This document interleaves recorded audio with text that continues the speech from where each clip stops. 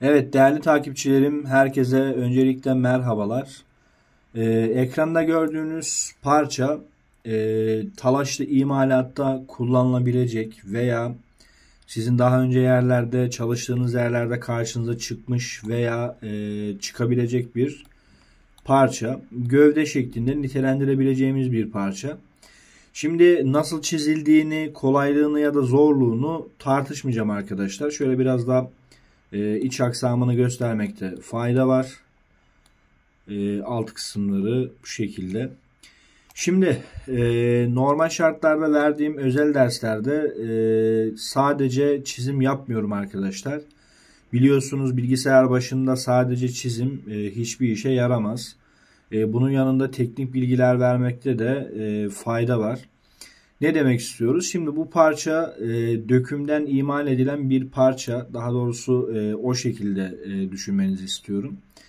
Ve dökümcülük de biliyorsunuz makine sektöründe ayrı bir sektör arkadaşlar. Yani ayrı bir iş alanı esasında. Evet birazcık pis bir iş. Mesela eliniz falan bulaştığında çok zor çıkar. Ama bizim mesleğimizin bir gereği arkadaşlar. Yani karşımıza çıkma ihtimali var. Dolayısıyla burada baktığımız zaman dökümle üretilen parçalar aslında neden döküm denilen bir yöntem seçilmiş? Parçanın makinelerde imalatı zor olduğu için. Yani şunu soracak olursanız hocam neden döküm denilen bir yöntem var?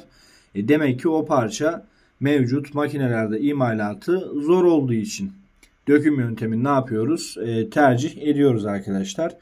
Aslında içinde boşlukları bulunan bir kaba çeşitli metalleri ergiterek dökme yöntemine biz döküm diyoruz arkadaşlar. Burada ergitmeden kastımız erimeden aklınızda kalabilir. Biliyorsunuz metallerin hepsinin ayrı ayrı ergitme sıcaklıkları vardır. Bunlar katı halden sıvı hale geçtiklerinde mevcut kalıplar içerisindeki boşluklara dökülerek bu işlem yapılır. Tabi bunun daha detaylarını ben verdiğim özel ders içinde, daha doğrusu derslerimde mümkün mertebe dile getirmeye çalışıyorum arkadaşlar. Haliyle tabi döküm sektörü ayrı bir sektör olduğu için şimdi bununla alakalı bir eğitim seti de hazırlayabiliriz esasında. Yani dökümle üretilecek ya da üretilebilir olan parçaları ayrı ele alıp bunların kalıp tasarımlarını yapabiliriz. Harici mesela döküm yöntemiyle üretilebilen parçalar aslında bizim günlük hayatta da karşımıza çıkar arkadaşlar. Mesela motor blok tasarımları döküm yöntemiyle üretilmiş parçalardan birisidir. Veya günlük hayatta bizim çok sıklıkla gördüğümüz kanalizasyon kapakları yine döküm yöntemiyle üretilmiş parçalardır.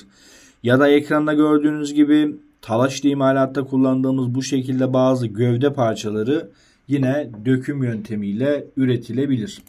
Parçamıza şöyle kesit düzleminde bakalım. Biliyorsunuz kesit almak parçanın iç detaylarını bize göstermekte. Bu örnek aslında uygulama kitabından aldığım bir örnek arkadaşlar.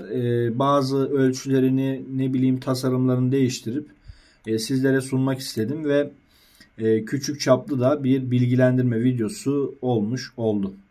Daha fazla eğitim içeriği için, eğitim videosu için takipte kalın, sağlıcakla kalın.